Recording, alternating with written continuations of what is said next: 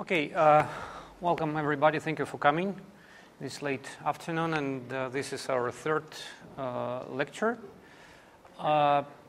Today I'm going to speak about Russia's neighborhood policy. I have changed slightly my title. What was announced as Russia neighborhood policy kind of turned into Russia's and EU's neighborhood, because I think that that would be the most appropriate political framework to discuss the issues of the so-called post-Soviet countries. But I will come back to the issue of names and titles a little bit later. And I will propose to focus a little bit more on specific cases. I have three of them in my list. This is Estonia, Ukraine, and Georgia. And as far as Georgia is concerned, I'm more kind of ready to listen to what you think about the way how you see the role and the importance of Georgia in the whole area of the EU-Russia neighborhood. I will start with saying that the area of the post-Soviet countries is to some extent a little bit enigmatic. On the one hand, you can find piles of books and research articles on single case studies. And single case studies are very well researched in academic literature, especially those countries that are in the focus of international attention, like Ukraine, Georgia, Moldova, Belarus, and many others. But on the one hand, what is missing in the academic knowledge about the post-Soviet region is comparative outlook, comparative analysis. There are only a few studies that would put countries as different as, for example, Estonia, Ukraine, Georgia, or Georgia and Kazakhstan in one single framework for analysis. And to some extent, this is a little bit enigmatic, as I have said, because our presumption when we try to call these countries as post-Soviet, our presumption is that they do have a lot to share with each other. They do have a lot in common. But this is exactly one of the research questions which I'm working on, and that's exactly what I would like to share with you. Whether the post-Soviet area is still kind of more or less homogeneous political space, or it goes through a period of fragmentation and differentiation. That's one of the questions which I would like to raise. And again, I should have said it from the very beginning. Please, if you have any questions or comments or remarks, exactly the way as we did on Saturday, please interrupt me and ask or say whatever you would like to say without waiting for the end of my talk. And I will start with something which we have already touched upon on Saturday. What is the post-Soviet? And whether the very concept of post-Soviet space is still politically and academically valid for analysis as a research notion, as a research concept. I have already mentioned Russian-American scholar Sergei Ushakin, who claimed back to the year 2000 that the post-Soviet, as seen from Russian perspective, remains a kind of empty concept, so it lacks in content. It describes basically Russia as a country that came into existence because of the events of 1991, the fall of the Soviet Union, but this transition is very kind of weakly conceptualized, and it lacks in a kind of a force of signifying something. So the lack of signification, in fact, is exactly what this logic puts forward, and it lacks kind of internal meanings. That's more or less clear in the case of Russia. But what about other post-Soviet, still post-Soviet countries? What about their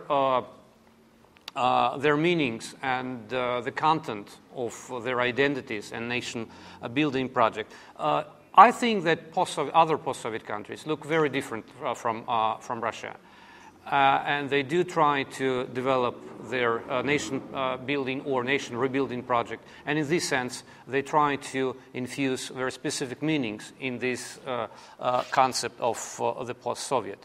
And you can see diversity of political trajectories. Even on a very superficial outlook, you can see that the variety of different social and political practices is huge.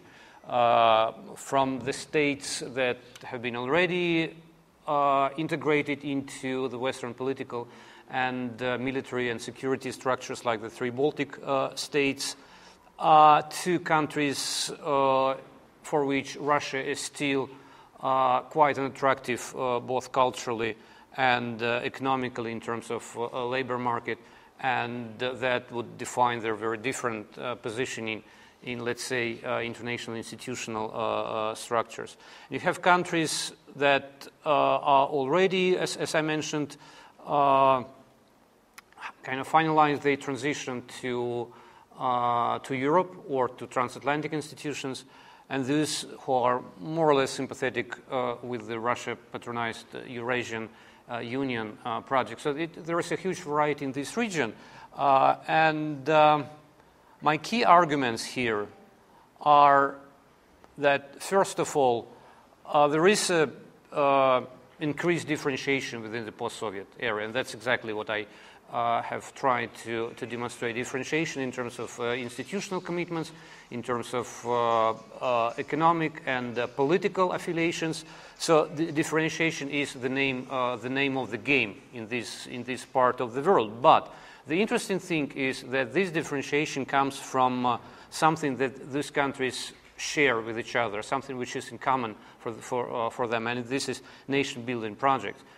So that would be one claim. The second claim is that we definitely need to put each of those countries, or at least most of them, into the EU-Russia framework of relations, because this is a structural factor, and without taking into due consideration the way how Russia and the European Union interact with each other, especially taking into account the very high conflictuality between the two, especially after the events in Ukraine, well, we would not just be able to duly understand the developments, many of the developments in this area.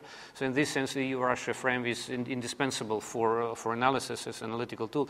And the third claim is that we see in this area a new dynamics of border making. I would say boundary making, because it's not about borders in its traditional sense, like lines that delineate one jurisdiction from another.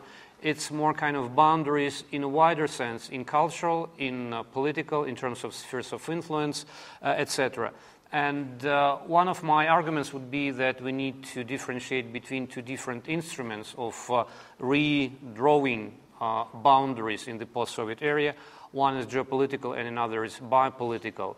Well, for those of you who are more or less familiar with the legacy of the French political philosopher Michel Foucault, you can detect some resemblance to his idea of biopower and biopolitics as being different from more traditional power instruments that usually used to be about controlling the land or the territory. So biopolitics, as opposed to geopolitics, is about controlling population. It's about controlling people. And as soon as we differentiate between controlling territories and controlling population, you have a differentiation between geopolitics and biopolitics. And one of my arguments would be that Russia is increasingly using biopolitical instruments to exert its influence in the post-Soviet area. But I will come back to this a little bit later. Just maybe for the beginning, I will just infuse one of my ideas into the audience, claiming that the concept of the Russian world is more biopolitical than geopolitical, because it's about controlling population, it's about taking care of kind of imagined community of Russian speakers rather than about controlling territories. But in the meantime, of course, in the case of the annexation of Crimea, makes clear biopolitical and geopolitical instruments can overlap, can coincide. So this kind of things are also a part of this area. And I would also mention in this introductory part that, in fact, when we started speaking about what is the post-Soviet, what is post-Soviet area, what is post-Soviet space, in fact, this is an area in search for its proper names. If you are in the European Union, it would definitely be more kind of likely to call this area common neighborhood, common EU-Russian neighborhood, and that's more or less traditional or standard way of labeling this region, at least most of this region in the European Union. If you are in Russia, it would definitely apply quite different concept, and this is near abroad, which is usually taken as a metaphor, as something that Russia invented to claim its, as we all know, its special rights and special privileges in the post-Soviet area. There is a concept of newly or new independent states. That's very neutral. I mean, it's just even kind of without specific references to geography, just newly independent states. But in the American political parlance, you can find this notion as well. There is a very weak and very much, I would say, vulnerable to criticism idea of the post-Soviet space. Well, vulnerable basically because, in my view, it's fragmenting, and it's very hard to invent or to contrive a concept that would envelop, or that would embrace all countries of this region. And we know that even the Eastern Partnership program of the European Union, which is focused on 6 countries which kind of belong to 2 different regions. One would be Eastern Europe and another would be South Caucasus. Well, this Eastern Partnership is facing the perspective of kind of more calibrating in more country-specific or region-specific approach rather than kind of putting 6 different countries under one single umbrella. And many people in Brussels, they would definitely claim that this umbrella is not the most effective. For the sake of my analysis, I would prefer, although I do know that in each concept there are certain limitations, I would prefer a concept of post-Soviet borderlands. On the one hand, it's an academically neutral, because borderlands is something which already exists in academic vocabulary, and it just can be used for describing many of the post-Soviet countries.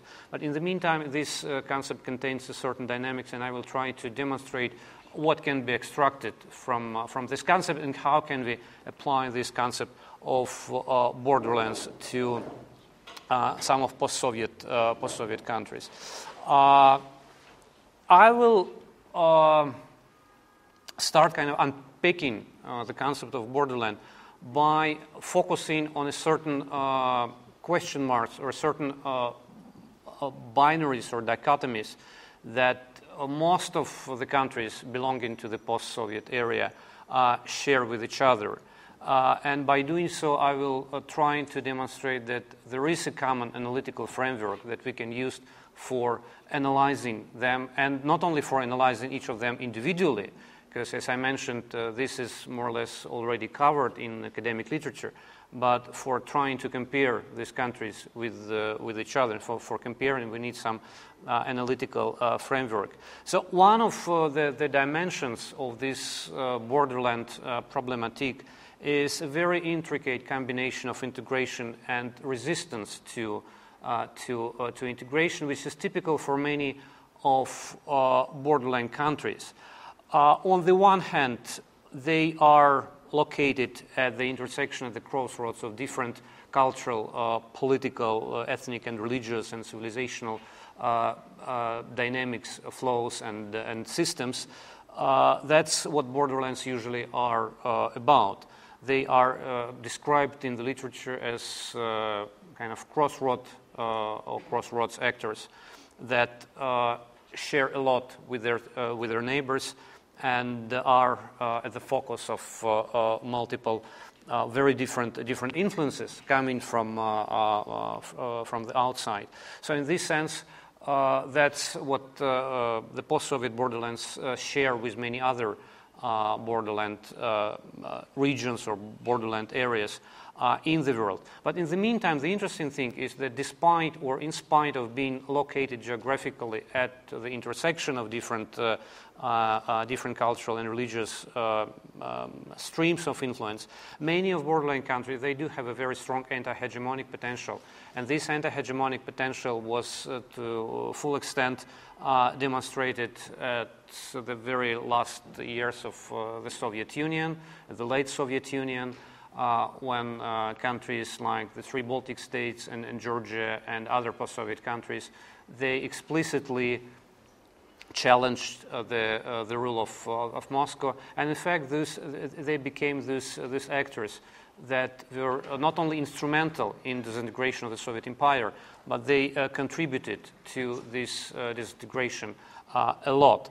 And this kind of anti-hegemonic potential is something which many of post-Soviet borderland countries share with each other. And this is, in my view, not only a historical reference, it's also something which needs to be taken into account today when we analyze, for example, the role of countries like Ukraine in contesting the Russia-sponsored political and economic project.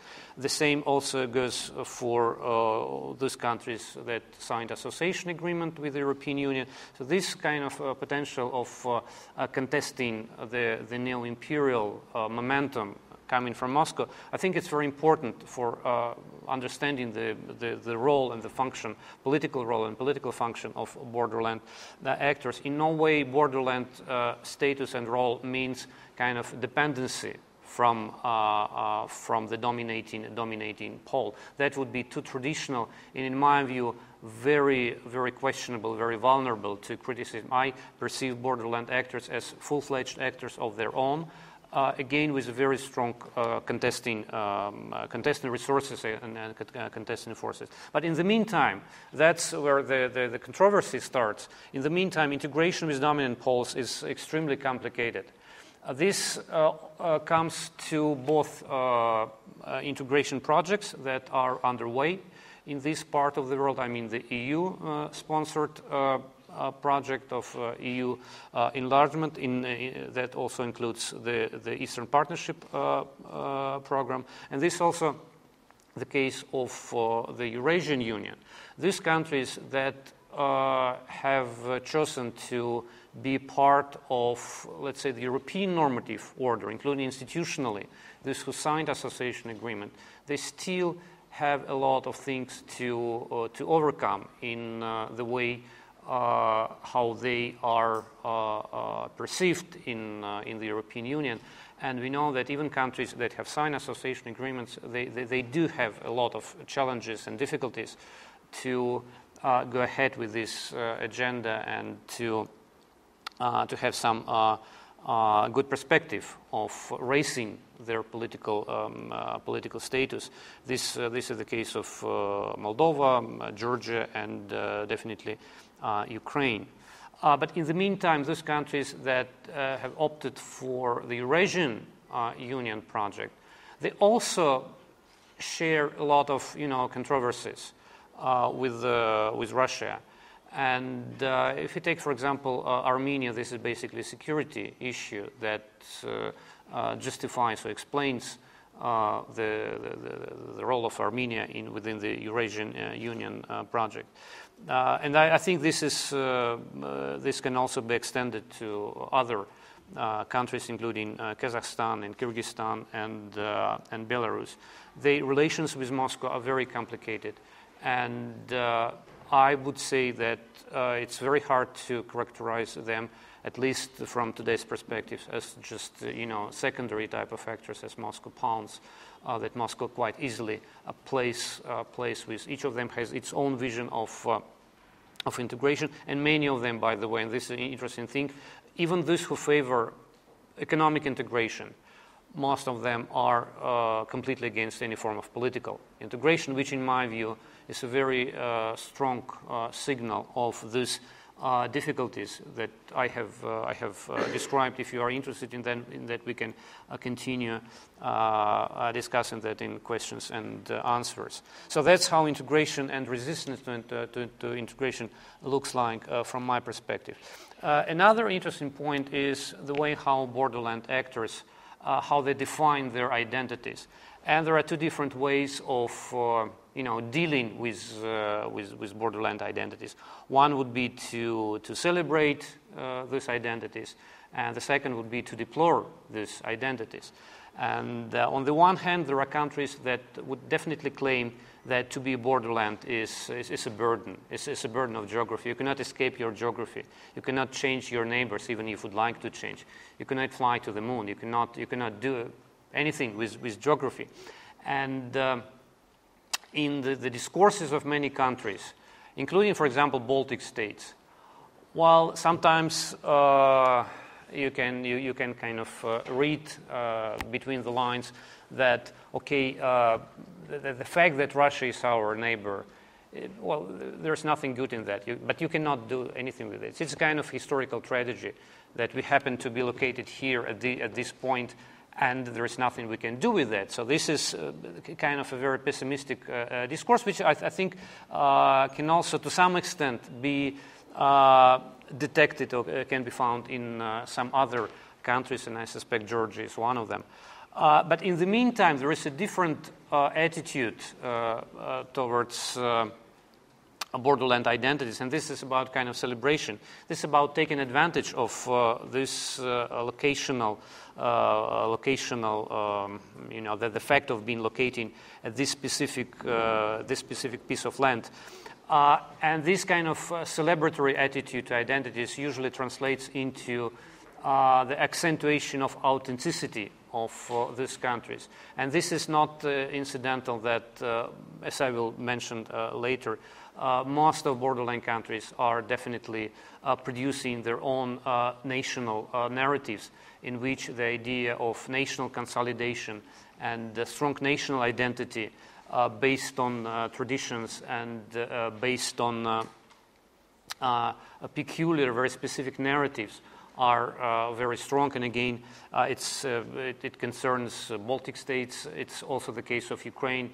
It's the case of Georgia in many respects. So again, I'm trying to find those common denominators that these countries share with each other, and those frames that can be used for placing them as one group of countries.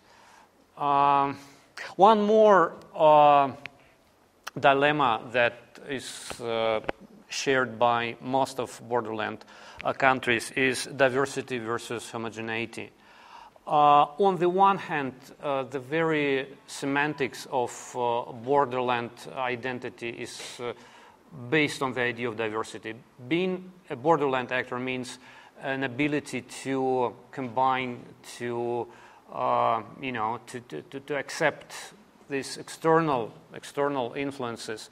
And this is what in the academic literature is known as hybrid or multicultural identity. So in this sense, yes, borderland actors, they are in many respects hybrid entities, hybrid cultural spaces, and they are multicultural in many respects. If you take a look at the Baltic states, you definitely would find many traces of historical multiculturality which would be related to the Scandinavian countries, to Germany, to Russia.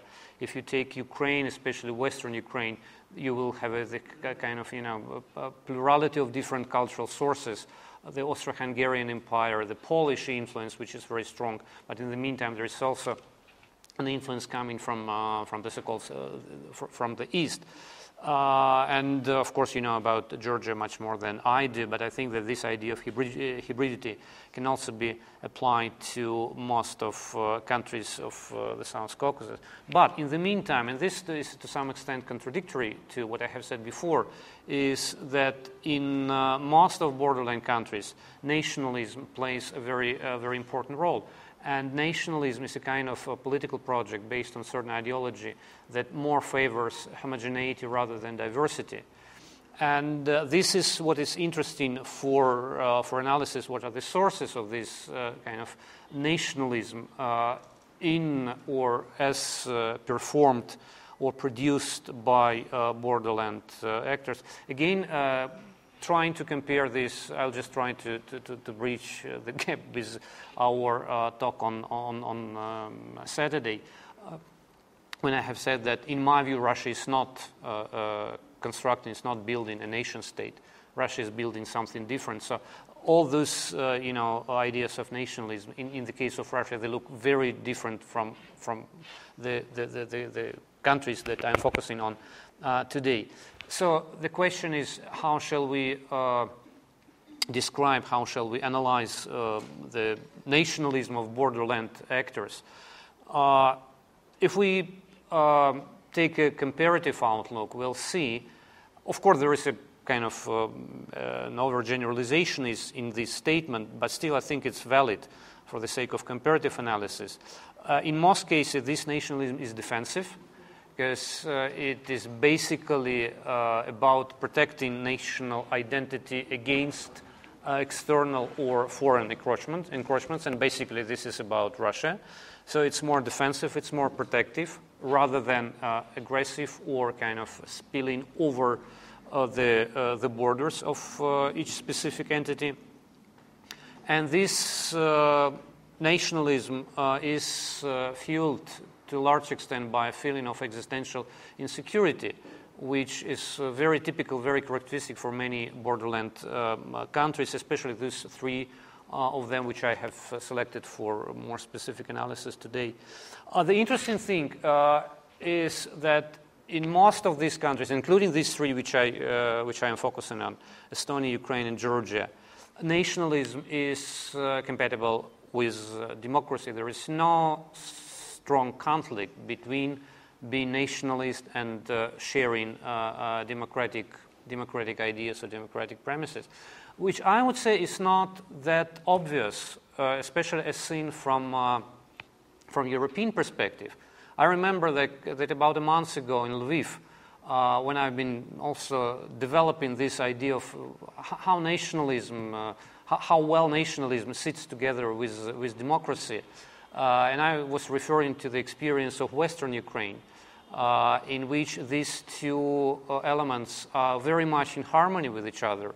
Again, I can refer you to Taras Kutsio and other Ukrainian scholars who, using statistical data, have proven that Western Ukraine is the most nationalistic and simultaneously the most democratic part of Ukraine in terms of voting turnout and the participation in the election, the political awareness, etc. So there is no strong conflict between these two.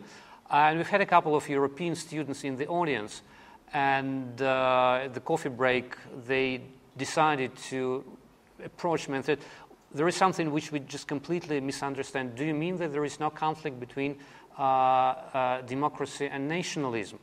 I said, well, in this part of the world, these two can be quite compatible with each other.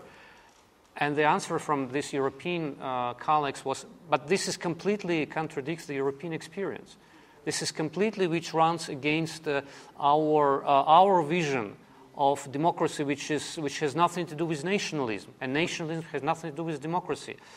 One was from France, another was from Croatia.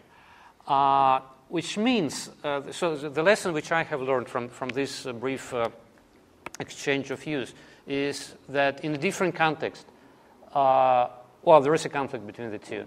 In the context of most of post-Soviet countries, there is no such a conflict, and this is an interesting thing per se to be analyzed. And of course, my Estonian colleagues, they definitely said that they do not see any conflict between nationalism and democracy, because if you don't have the idea of your nation, if you don't commit yourself to promote your national project, how can you speak about democracy? In that case, your idea of democracy would be just empty of content, and it will not be, that much substantiated by a certain, political and ideological drive. So that's an interesting thing which I just wanted to very briefly mention.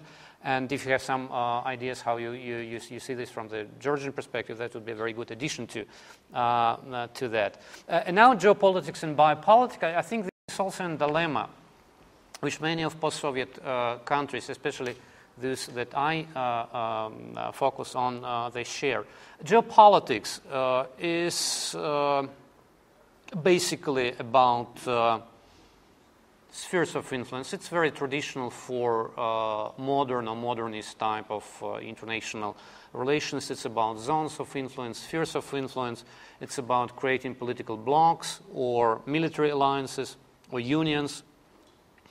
And geopolitics is always symbolized as the high, of having a high priority for nation states.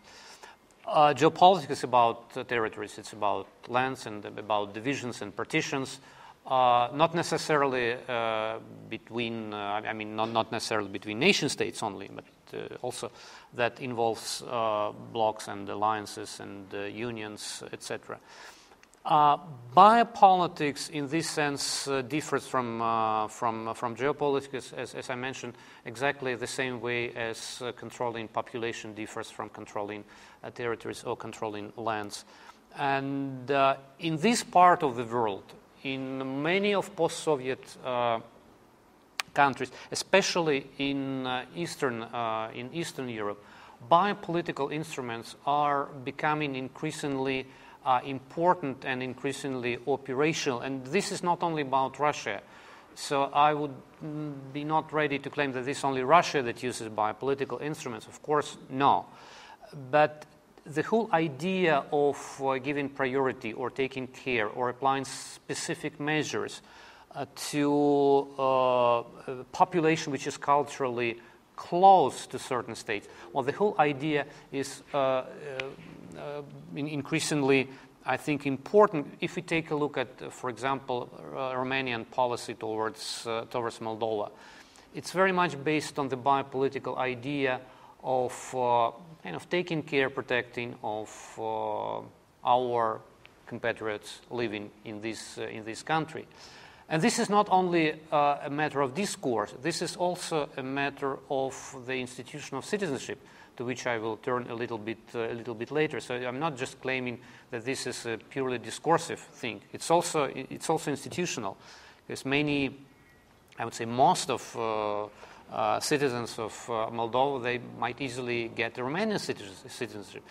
So to some extent, even if Moldova is not part of the European Union, most of Moldovan citizens, they are part of the European Union, having a passport of Romania. So that's one of the instruments which I would qualify as a biopolitical instrument. The same goes for Hungary. Hungary has a special policy towards Hungarian-speaking minority in Western Ukraine. Well, there is not much which is known about that. I mean, it's not the topic which is widely discussed. But this is definitely what we need to take into account, analyzing different policy tools of different countries. The same goes for Turkey. The same goes for Poland. For example, in Western Ukraine, those citizens of Ukraine who have some connections to Poland, either their ancestors or their relatives might, justify their blood connection with Poland, they can get quite easily something which is known as Karta Polaka, the card of a Polish card, that will give you many advantages if you would like to migrate to Poland. So it's like a kind of a second option for people who are not completely sure that their future is related to Ukraine. Well, there is a lot of contradiction in that, and I know that there is already debate started, for example, in Western Ukraine. Some people say, okay, there are many people who claim to be patriots of Ukraine with a very strong Galician, background, and the question is how many of them have this Karta Polaka.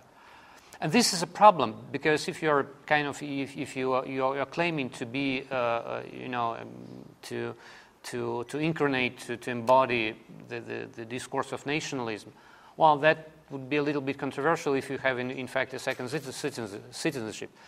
I'm not again saying that this is the biggest problem, but this is something which is discussed already. So there is a controversy between kind of official, policy and let's say non-official policy, and this is not only about these specific cases, because, for example, we definitely can understand what stands behind this, policy of disbursing passports, which becomes one of the, quite effective instruments for many countries in pursuing their policies. And Russia definitely did and does pretty much the same. And the cases of Abkhazia and South Ossetia are very well illustrating this policy of extending citizenship to territories that legally belong to a different country. So I think that we need to take into account this kind of political dimension as soon as it comes to especially those countries that strive to become EU members and that might have some political and other institutional problems with that. The institution of citizenship. That's what I think needs to be conceptualized more as a theoretical problem, not only based on some empirical cases, because again there is a controversy here. So the whole topic is full of these contradictions and controversies. On the one hand, as I mentioned, many post-Soviet states, they try to rebuild or reproduce a model of nation state that are based on language. So it's a language-based model of nation state that is supposed to be the optimal and the most working, especially it comes to Baltic states, and many of them are very much criticized for this kind of language-based model. But for them, it's a matter of cohesiveness. It's a matter for making their polities more coherent, more kind of homogeneous. And that's definitely also has some repercussions for citizenship, because in Baltic countries you would not be able to get citizenship without language exams and other things which are indispensable and which are not even discussed because they are part of the formal arrangement. But on the other hand, there is something different, which I have already tried to describe. In many countries, in many cases, group identities are increasingly becoming delinked with the nation-state borders. To put it in a simple way, it means that citizens or legal residents of a certain state can have this legal status, but they would existentially, in terms of their identities, they would associate themselves with a different country. Like Russian speakers in Estonia, for example, this is the most, I would say, politically and security-wise inflammable case. They can be legal residents or citizens of Estonia, but they do not associate themselves with Estonia as a state, and this is more or less sociologically proven. Their sympathies and their affiliations, loyalties, affinities, they belong to a different state. In this case, this is Russia, and that means that those loyalties, they stretch beyond legal boundaries. That means that something is going on with the institution of citizenship. And of course, Estonia is not the only case. You can find pretty much the same in Eastern Ukraine, I guess, although the situation in Eastern Ukraine is not well kind of researched sociologically due to military conflict. But I suspect that it might be, in this respect, very comparable with Estonia. And of course, you have Crimea, and you have Abkhazia and South Ossetia with all specificity. I think we can also discuss this. So 3 countries that can be compared with each other. Of course, there is something paradoxical in that. On the one hand, these countries, they share a lot of similarities with each other, but in the meantime, They are very, very different in many respects. Estonia hates to be treated as a post-Soviet state. They would say, no, we are not post-Soviet, we're Baltic states, Baltic state, even Baltic Nordic. So in this sense, the very concept of post-Soviet is, in many respects, politically is not applicable to Estonians.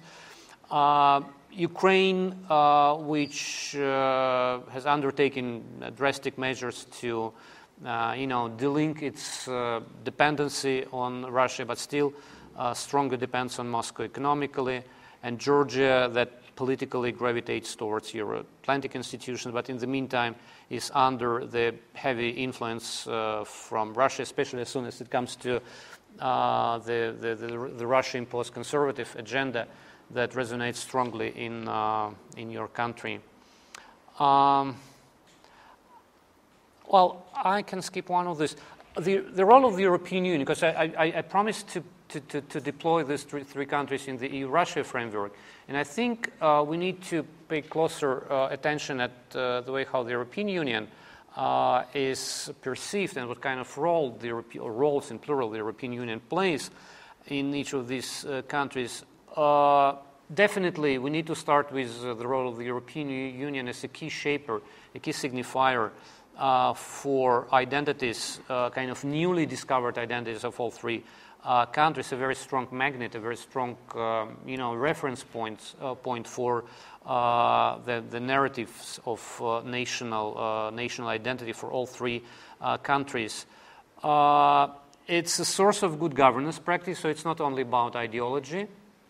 And in this respect, the European Union drastically differs from Russia, because it's basically the European Union that shares good governance practices with many projects based on technical, managerial, administrative experiences. And I would like again to mention these differences, especially in contrast to Russia, because Russia is a classical status quo power. Russia is not interested in fostering a political or economic or other changes in any of those countries, in any of the post-Soviet countries. It's a typical status quo power. The European Union is a transformative power. It's not only normative power, but it's also transformative power, because for the European Union, the key idea is to help each of these countries in reforming themselves, in transforming their economies and their political system, which again is not in the agenda of the Russian Federation. But of course, the role and the connotations of Europe is very different in these cases. Estonia is a part of Europe, right? If you take a look at Estonia, definitely Estonians would define themselves as a part of Europe. But there's always but in this identification with Europe, because within this general framework of Europe, Estonia is more interested in redefining its identity as more kind of Nordic country rather than Baltic country, and for a good reason, because in the Baltic Sea region you have Russia, in the Nordic region you don't have Russia. So it's just more kind of, appropriate to define yourself as a Nordic country, not only because the Nordic region is more prosperous and more economically and socially advanced, but also this is, the idea behind that is to try to, decrease the dependency on Russia and try to avoid the membership in regional institutions in which Russia is part.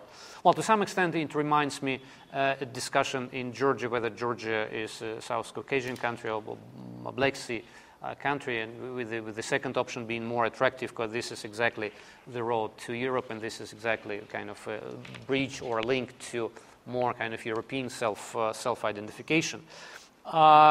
One more interesting thing within this very wide, very broad frame, which is Europe, Estonia tries to position itself as part of a new Europe as opposed to old Europe. And again, this is not only about words, it's also about deeds, because we do know that we have a split in Europe between countries, especially, and again, this relates to Russia and the way how the European Union is supposed to react to Russian policy. New Europe is is viewed as a group of countries that are much more ready to counterbalance Russia, to send warning signals to Russia, and to contest Russian policies in countries like Ukraine, for example.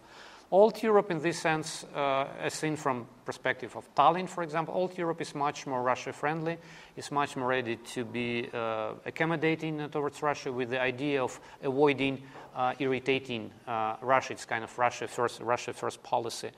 So in this sense, you see there are different Europes in plural, and Estonia chooses for itself those definitions of Europe that are more appropriate for its own vision, basically, of how they should deal with Russia.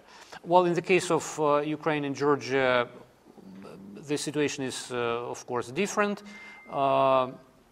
Their participation in regional settings are not that clearly accentuated, and I would claim that the European identities are in the making here.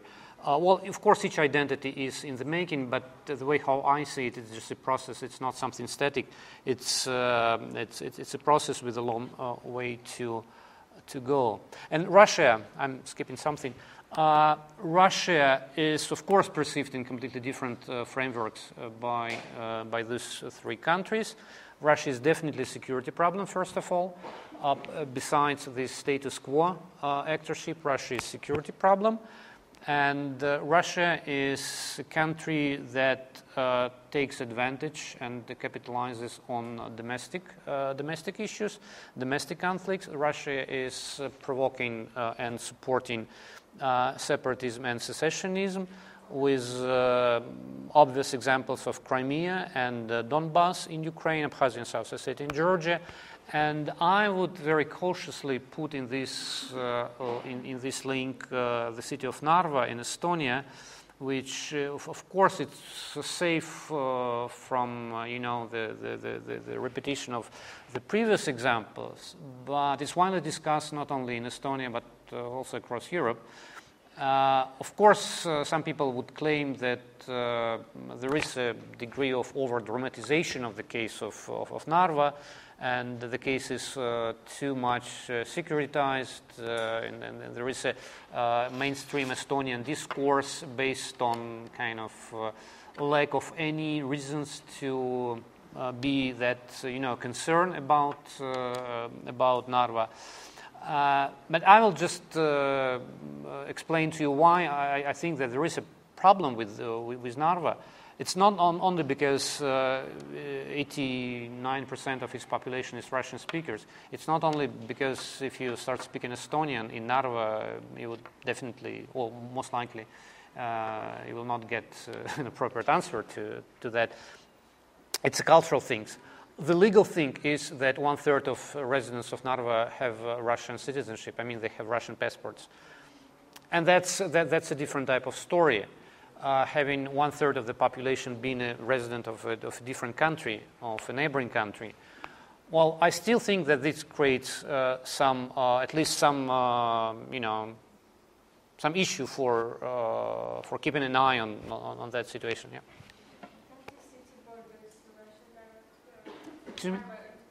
Yeah, Narva borders to Russia. It's exactly on the border. And Narva is a twin city with Ivangorod, which is on the Russian side. It's smaller. It's much smaller, but they are kind of twin cities. It's divided city. In fact, during the Soviet times, they formed one municipal agglomeration.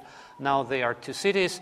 And the discussion is now what the border is. Is the border something which divides, or the border is something which kind of unites the two cities, the two countries? It's one of the most interesting borders in the world, because it's not only a border between two cities. It's a border between two countries. It's a border between the European Union and Russia. It's a border between NATO and Russia. It's a border between Eurozone and non-Eurozone. It's a border between Schengen zone and non-Schengen zone. And if you take a look at Sam Huntington's, idea of clash of civilizations, it's exactly the civilizational border as well. So that's a very interesting case of 3 or 4 borders in one. It's relatively small, but in terms of content, it's very rich in different connotations. Again, don't misunderstand me. I'm not trying to, again, over-dramatize the situation. I'm just trying to put it in a wider set of issues. Estonia. The interesting thing here is that, yes, we do have a binary ethnic composition of the population, with about 1/3 of them being Russian speakers. 1/4 of them being Russian speakers. It depends on how you ask. But this is a challenge to both Tallinn and Moscow, so this is a problem. The interesting thing here is that, as I mentioned, the mainstream Estonian discourse is very much bent on the idea of gradual integration of the Russian minority into the dominating Estonian society. And that's true. If you take a look at the tempo of the integration, it's more or less okay. It looks quite promising and not that dramatic. But in the meantime, if you take a look at the Western media, which covers extensively this issue, especially after Ukraine, this is a quotation from American World Affairs magazine, that claims that the opposition and estrangement in the Estonian society has grown stronger after 2014, that there is a tendency of exacerbating isolation of non-integrating groups and pushing them deeper into the Russian sphere of influence. So this is what many foreign, let's say, commentators and foreign analysts claim. And there is a direct link to Crimea as something which played the role of a catalyst of, much deeper differentiation between Russian-speaking minority that, by and large, reproduces the Kremlin's discourse and publicly expresses and exposes sympathies to Moscow. And this is definitely something which is conducive to ruptures, to conflicts, and who knows what these conflicts might evolve into. So this is how the situation is seen from, let's say, from external perspective. Political challenges are quite meaningful. So the whole issue is not only legal. I refer to some legal things like the procedure of integration, which is more or less transparent and evident. You need to just go through certain steps to get Estonian citizenship. The thing is that many Russian-speaking families, even if they could have legally apply for citizenship, they don't do that. And some of them even discourage their children to accept Estonian citizenship, which is, in my view, is an indicator of problems and controversies within this part of the society. The problem is that for the Estonian government, this issue can be easily politicized because there is a prehistory in this story. The thing is that Russian speakers are not just kind of living evidences of the Soviet occupation. That would be a mainstream discourse in Estonia. They would say that these people are not they're more closer to migrant communities rather than to a second largest ethnic or linguistic group. So the idea of Russians being a kind of a type of migrant community is very strong in Estonian discourse. And they are not just only living evidences of the Soviet occupation. The thing is that if we come back to the events of a quarter century ago, 89, 91, well, most of the Russian speakers, especially those who joined organizations like Interfront, they challenged the very core of the idea of Estonian statehood, the idea of independence. And that's why it would be just both political and psychological impossible for Estonians just to forget about that, just to start the relationship from scratch. They do know that there is a kind of history here, And that's what might be explained for, some difficulties with integration of Russian-speaking minorities to the Estonian society. These practices were very harshly criticized, by the way, not only by Russia, which is basically rhetorical critique or criticism, but from the European Union. And as I have mentioned a day ago, it's basically due to the policy of the European Union and other European institutions that Estonian government has significantly changed, facilitated its rules of citizenship. For the Kremlin, there is also very strong, very clear political logic in dealing with the Russian-speaking minority, because Russians, the Russian state officially, semi-officially denies the whole concept of integration and again of occupation, and the concept of occupation is not peripheral; it's central for the European, the Estonian identity, and the denial of occupation definitely creates a political, disjuncture, and the Russian dominating discourse prefers to portray Estonia as a failure state, as a state with a huge outward migration, with deindustrialization, and the state that exists only because of EU grants and other sources of financial sustainability, which of course for Estonians themselves is unacceptable because it runs against their own strong narrative of Estonia as one of the most economically developed countries of this region. So we do have a political cleavage here. The interesting thing here is, since we again come back to the issue of biopolitics as something which relates to the way how Russia deals with its population, how Russia tries to instrumentalize Russian-speaking minorities. Let's just ask a question: what would be hypothetical ways of dealing with this problem? Okay, Russia has its compatriots living in a foreign country, and Russia thinks that these compatriots are discriminated, or they face certain issues, certain problems. What would be the scope of options? 4 of them are more or less evident.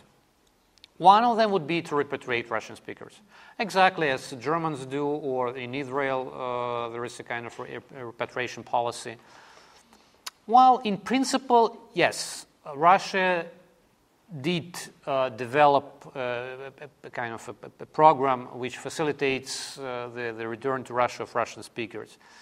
But this project is not really working well, because the funds are insufficient and the incentives to come back to Russia are not enough for families to take this decision. So it's not really a strong policy of Russia. But formally, yes, the possibility exists. The second option would be to help these Russians to integrate with Estonian society. If these people are mistreated, if they are discriminated, okay, it would be logical that the Russian state would help them to integrate into Estonian society. Well, Russia never did that. It's only hypothetical kind of possibility option. And of course, in terms of practical policy, it can be ignored. The third option, which is much more politically valid, is supporting status quo. So keeping the Russian-speaking minority in its current status as holders of great passport, kind of non-citizens, and even awarding to them certain bonuses. One of those bonuses is visa-free travel to Russia. And I think this is an important issue, which makes me think that to some extent, informally, Russia even encourages Russian speakers not to take Estonian citizenship. Because if you have Estonian citizenship, you would go to Russia only with visa, and you will have to pay, and that would be more complicated. If you have a great passport, You can travel both to European Union, so you can enjoy all benefits of traveling to, to Spain, to Italy, to all Schengen countries, and to Russia.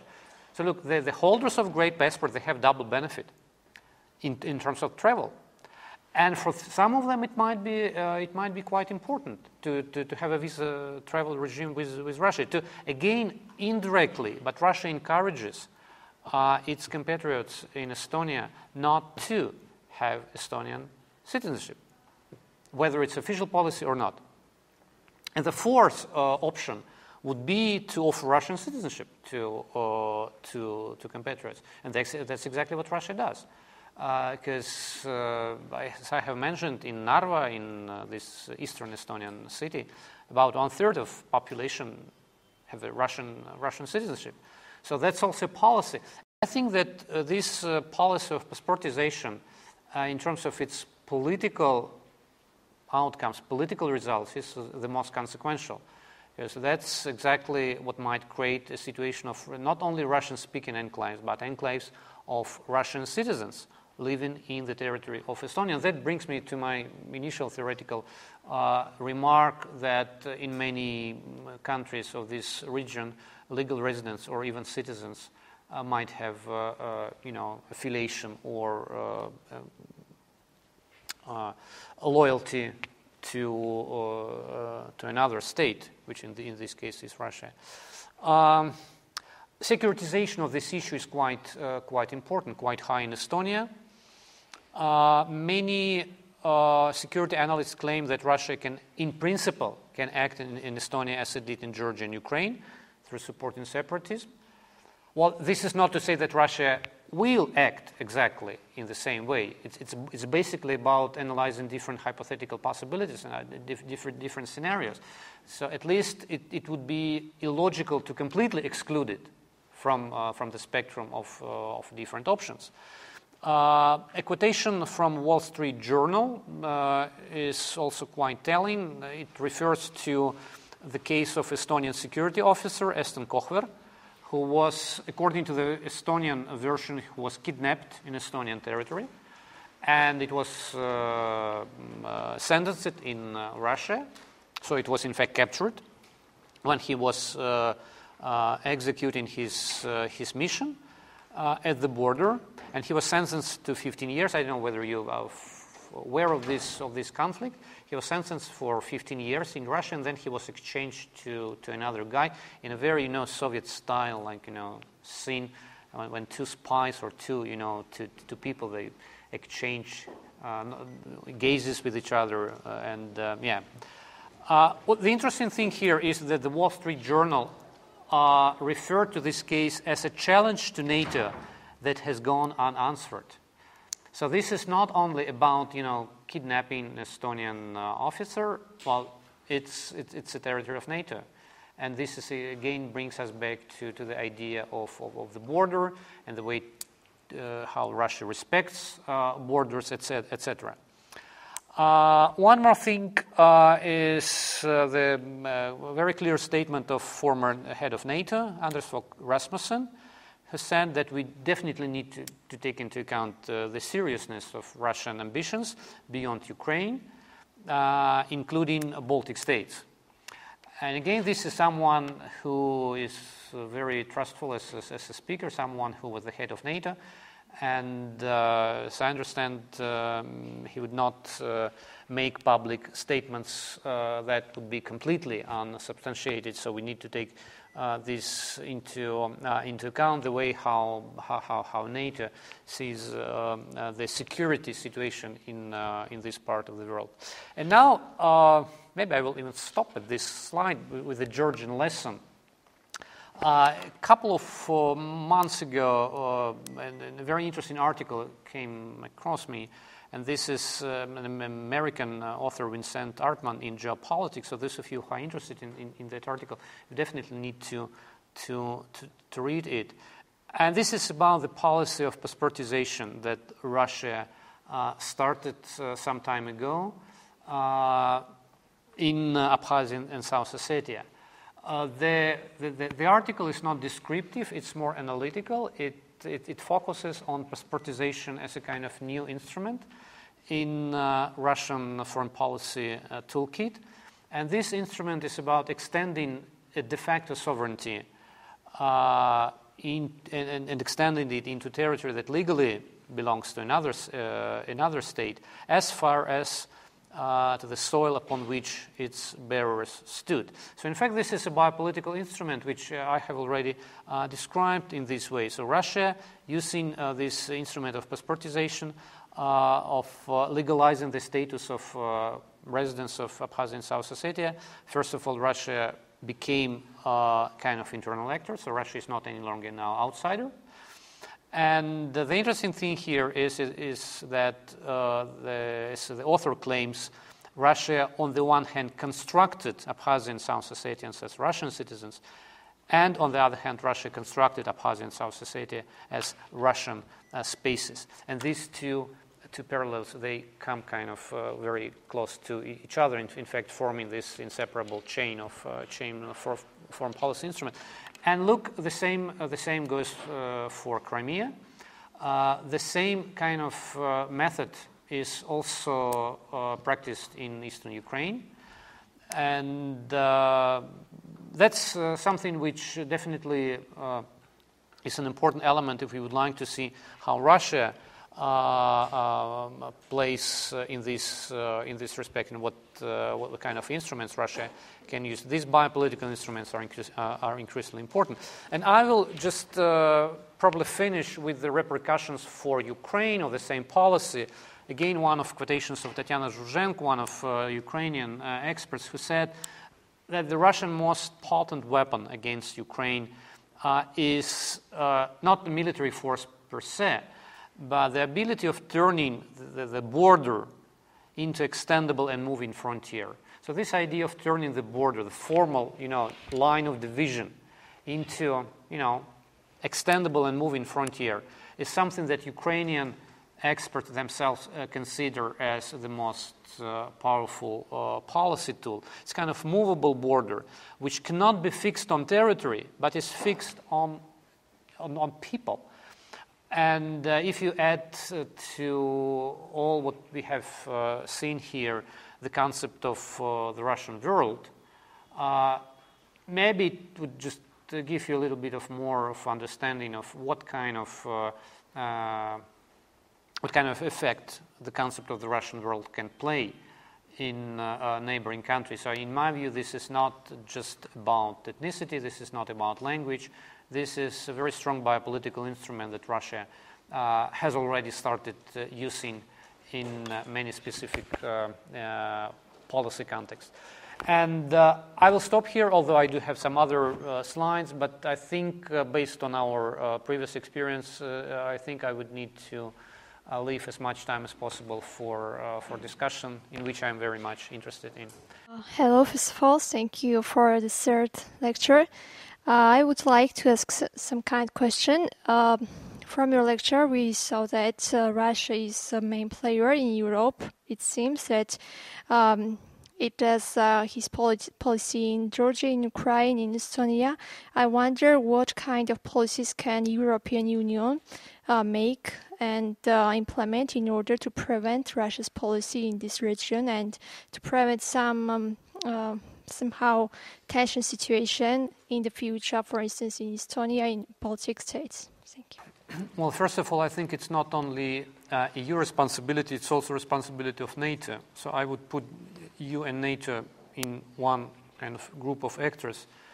Well, formally speaking, in the case of Estonia, well, there is an Article 5 that to a large extent guarantees Estonian integrity and protection against any foreign aggression. But in the meantime, in Estonia, we do have a debate on whether Article 5 will be enacted automatically or not. And there is no unanimity on that. Because on the one hand, formally, it has to be enacted, but in the meantime, there are some doubts that as soon as it comes to nuclear power, which is Russia, that a small country like Estonia can be immediately protected. As seen from NATO perspective, there is no issue there. So it will be protection for Estonia as well for other countries. So formally speaking, yeah, there is an institutional commitment. But in the meantime, there is a debate on whether Estonia has to rely on, first of all, on its own resources, including small military capabilities to protect itself, again, in the case of necessity.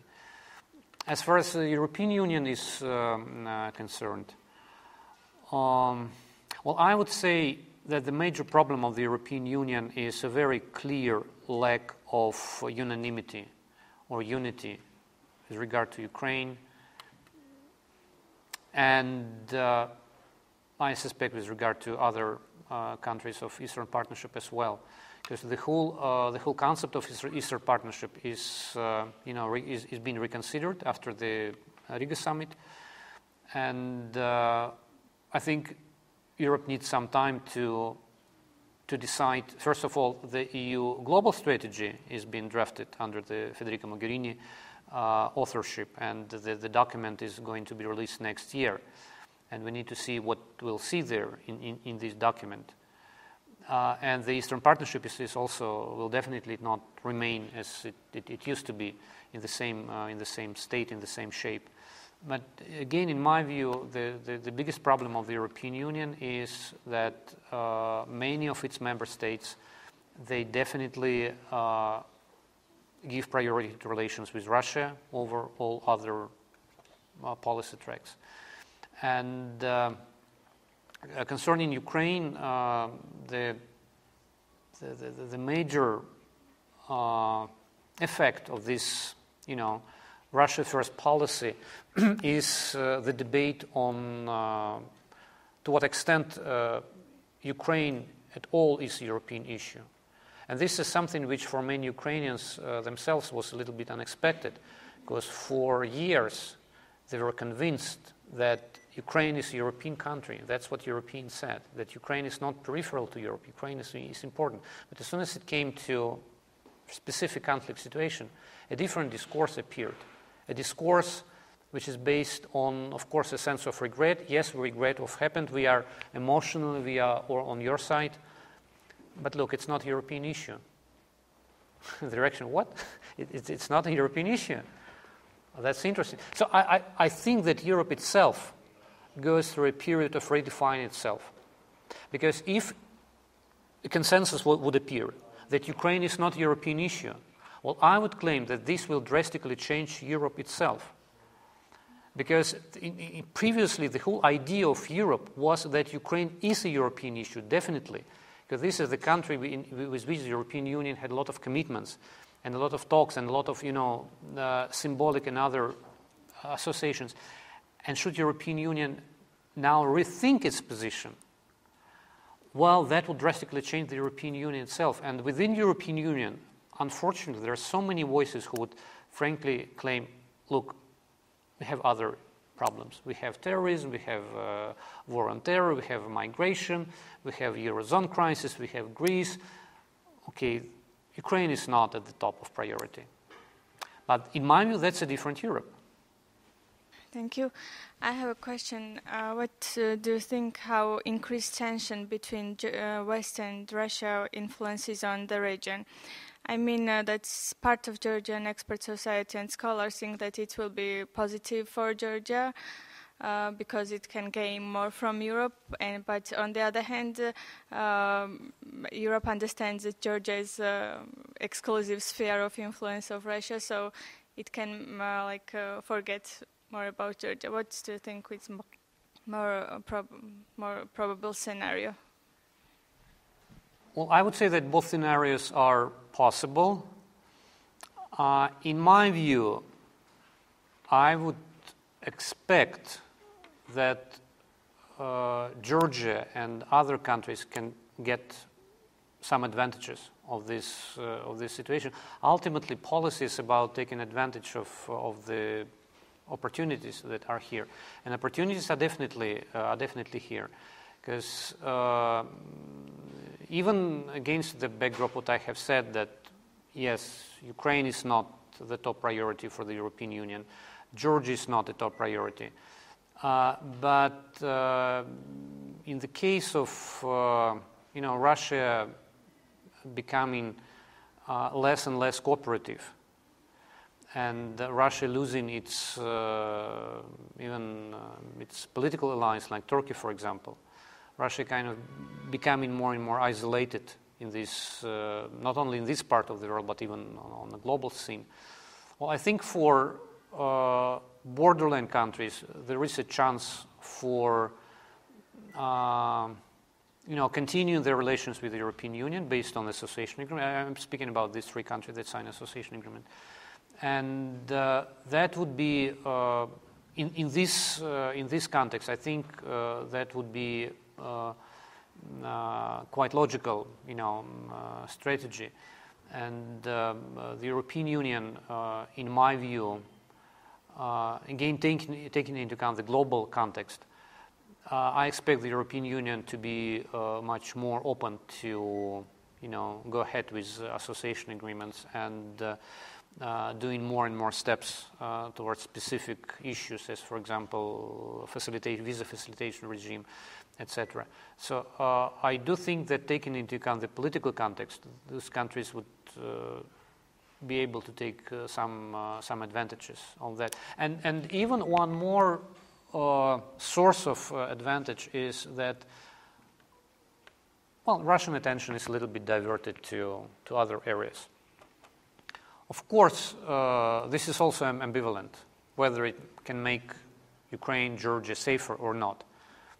I expect that this might make these countries safer.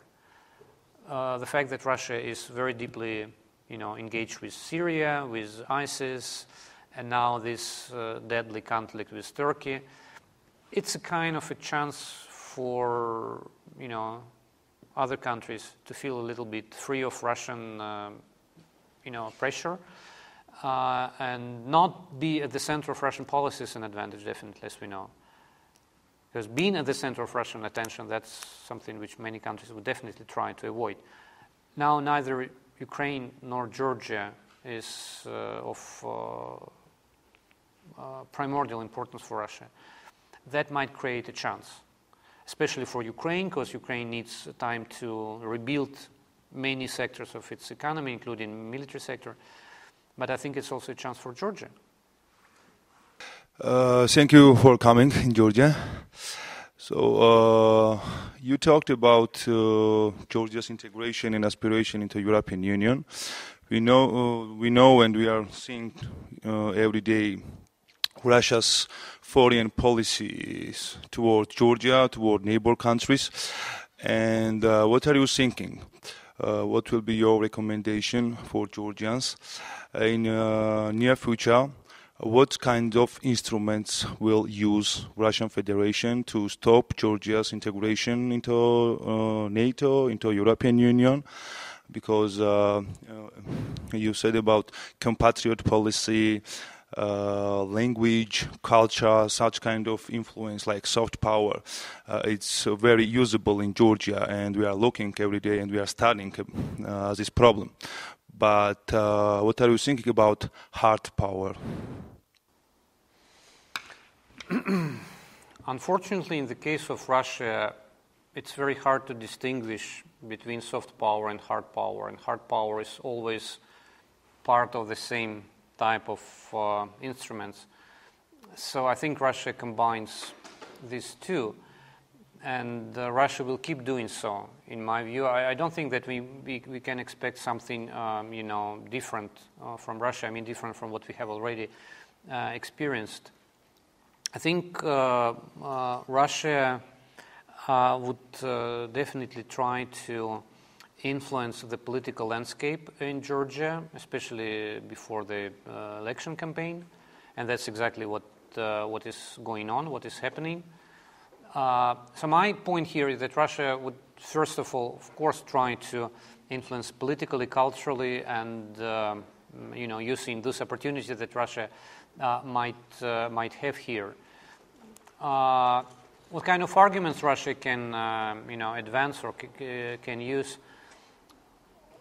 Well, I think Russia would try definitely to bring Georgia closer to the Eurasian Union. I don't know how, but I expect that this would be one of Russian policies.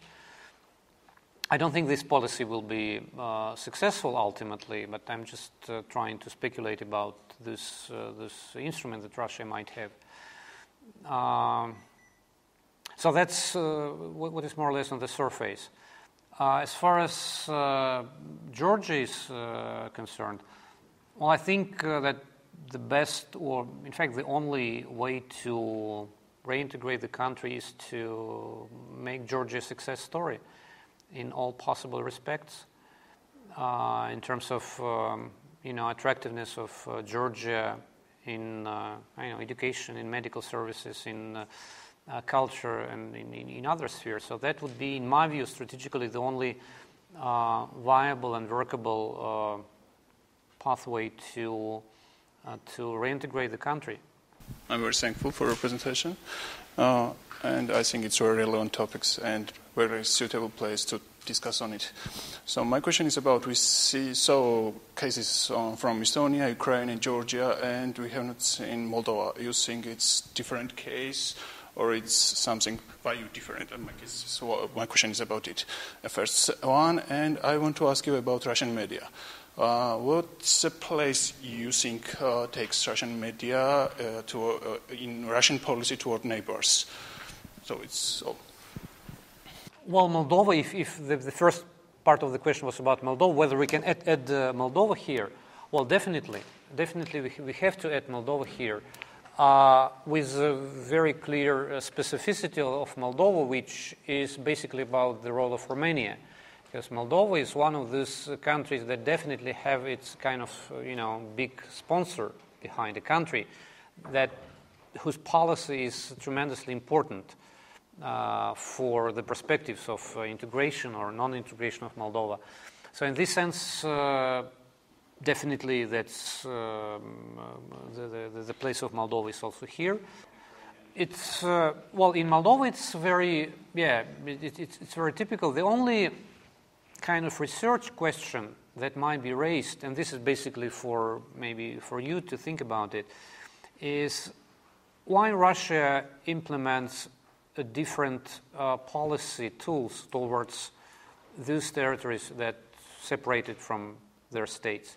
And the spectrum here is quite, telling. We have annexation of Crimea as option A. Option B is the recognition of independence of Abkhazia and South Ossetia. And option 3 is non-recognition, which is Transnistria. And option 4 is Donbass, which is another case of Russian kind of non-policy. So I don't think that Russia has a policy. It's paradoxical. Donbass, to which Russia invested, huge resources. Now it's kind of in the middle of nowhere. Russia kind of wants Donbass to be reintegrated. Russia definitely does not want Donbass to be a part of Russia. Russia does not want to annex. Russia does not want to recognize independence. It's kind of non-policy. Let's, take your Donbass back to Ukraine and pay for everything to it.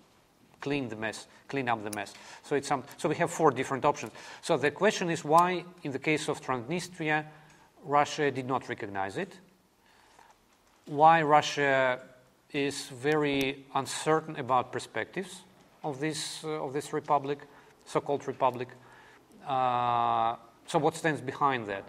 I think that Russia just has no clear answers to this question itself. Russia is experimenting with different options. But I think what Russia learned from the experience of Abkhazia and South Ossetia is that as soon as you recognize these entities, these territories, you will lose more than you gain. Because now it's much more difficult to influence Georgia, especially under the condition of no diplomatic relations between the two countries, than in the opposite case. So I think, maybe it's my subjective reading, but I think that Russia understood that recognition is not an effective policy, especially if you want to give priority to the ability to influence, the main state. So in that case, Russian policy towards Moldova is more flexible. Russia never rejected the reintegration of Moldova under certain conditions. So some doors are still open there, and that's the most interesting thing with Moldova. Concerning the media question, well, I don't think I would be able to say something which is more or less known for everybody, that Russia invests huge resources in its media projects in plural. I think that we need to differentiate between, let's say, Russian language media and non-Russian language media, like Russia Today, for example, because this is a completely different thing. Well, in my hotel here, just 100 meters from the university, I have 3 Russian channels, which was kind of surprising to me. Well, basically, this is about entertainment. I was watching them yesterday. I couldn't see any clear political kind of ingredients, but maybe they are there, I don't know. Or maybe the very fact that Georgians would listen to or would watch Russian TV channels is a kind of soft power per se, even if it's not political explicitly. Concerning Russia Today, it's a different type of project. It's not about entertainment. It's about basically trying to reach Western audience, to send a message that, look, you have a lot of problems inside. You have a violence in the states. You have an ineffective policy of your previous administrations in Iraq, in Afghanistan. Okay, look at yourself. So something like that. And the audience of Russia Today is basically limited to the critical, viewership in those Western countries that might have a same type, questions to their own governments. And that's it. So these are 2 different, in my view, media projects. What else?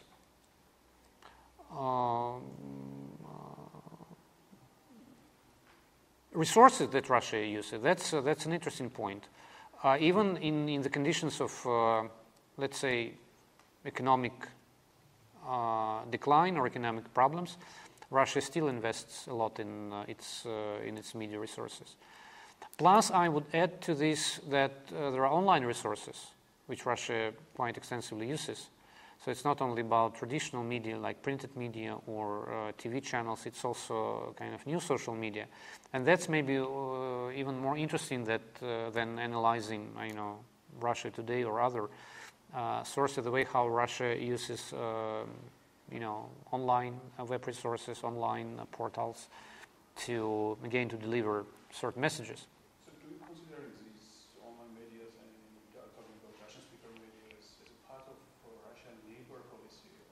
I think it is. But again, we should not oversimplify the situation. For example, based on my very limited but still knowledge about Baltic countries and Estonia, there are many Russian language resources, online resources there. Only part of them is directly supported by Russia, because many of them are local. In countries with a significant part of Russian-speaking population, like in Estonia, for example, while the center party or the centrist party is one that basically works with Russian electorate, with Russian constituency, and they do develop their own media resources. In Latvia, the situation looks very, very similar. The Harmony Center, the Harmony Party, is basically is oriented towards Russian-speaking groups, and they do develop their own resources. Whether they are influenced by Russia, I don't think that all of them are influenced by Russia. Many of them are local. Again, not only in terms of content, but in terms of resources. It's not, so I would not oversimplify the situation claiming that, okay, all Russian-speaking resources are manipulated by the Kremlin. That would be erroneous. That would be a mistake. That's not the case. Many of them are local. They use local speakers, and they raise local problems. Even many of them complain that, unfortunately, we feel kind of abandoned by Moscow. We would like to have more of, Moscow engagement. But Moscow is not that interested in us. For example, in one of the media resources, a more or less traditional song festival, Slaviansky Venok, the Slavic wreath, was covered as being completely local with no Russian support. And they complained, okay, we are developing a very important cultural project here, and we don't get any support from Moscow. So we also need to take into account that resources coming from Moscow are very limited. And it's not guaranteed that Russia would disburse money to all media or other cultural projects, especially in times of crisis and in times of huge military expenses. So I think we also need to take into account this economic part of the story. You said that you don't really think that there is like a single policy towards those frozen conflicts and those regions such as Abkhazia, South Ossetia, and now Donbass and Ukraine. But don't you think that the major goal is just to create such conditions in those states, not to simply allow them to join neither NATO nor kind of European Union? In other words, just to make them as those moving frontiers that would be just tactically not kind of beneficial, for like joining like those Euro-Atlantic integration. Thank you. I think it's one of the strategic goals, but I think I would formulate it a little bit different. I think the way how Russian strategy could be interpreted is that Russia makes many countries face kind of impossible dilemma. Either you recognize that you have lost these territories, and in that case you are free to go. Or if you claim that reintegration is your highest priority, number one, well, that would mean that you would not be able to go anywhere. So this is the most cynical part of the Russian strategy. It's kind of, if you want to go, okay, go, but leave something here. If you are not ready to leave something here, don't go. It's kind of anchor, as Russia sees it. But in the meantime, I think that this anchor does not, it's not a universal weapon. Because in Moldova, well, there is a discourse on recognizing the status quo, saying goodbye to Transnistria, and keeping integrating with the European Union without Transnistria. I know that a similar discourse, it's not a mainstream discourse. It can be characterized as marginal, but still it exists. In Ukraine, well, there is already only 2 years after, well, 1.5 years after all that happened, well, there is a discourse on, okay, if we have lost Crimea, let's turn our minuses into our pluses. Let's take advantage of that. In fact, and there are people like, I think I even had some, references to that, like, if you are interested, Ostap Drozdov, for example, who claims that we have to be thankful to Russia for losing Crimea, because Crimea would always be kind of fifth column. Crimea would always be a burden in our strategic pathway to Europe. And the same goes for Eastern Ukraine. So this is the kind of discourses, again, they are not that central, definitely. They are developing somewhere at the margin, but they do exist. And imagine if one day these discourses will be in the mainstream. Well, that would change the whole, the whole arguments and the whole perspectives of those countries. I know whether you have something similar in Georgia. I don't think so. But in Moldova and in Ukraine, definitely so. And again, this is a very biopolitical type of discourse, because people like Mikhail Minakov, he's one of the best Ukrainian policy experts. Ostap Drozdov is more like a journalist. They already started thinking in terms of what is more important to us, people or territories. Okay, if we lost territories, okay, we have to recognize it and go ahead, instead of losing our tempo, losing our time, etc. But in the meantime, we do need to keep connections to people in these territories, because people are more important than territories. Okay, that's what many of them think. And this is, by the way, look, if you would like me to continue this with regard to Ukraine, I have a kind of list of different arguments.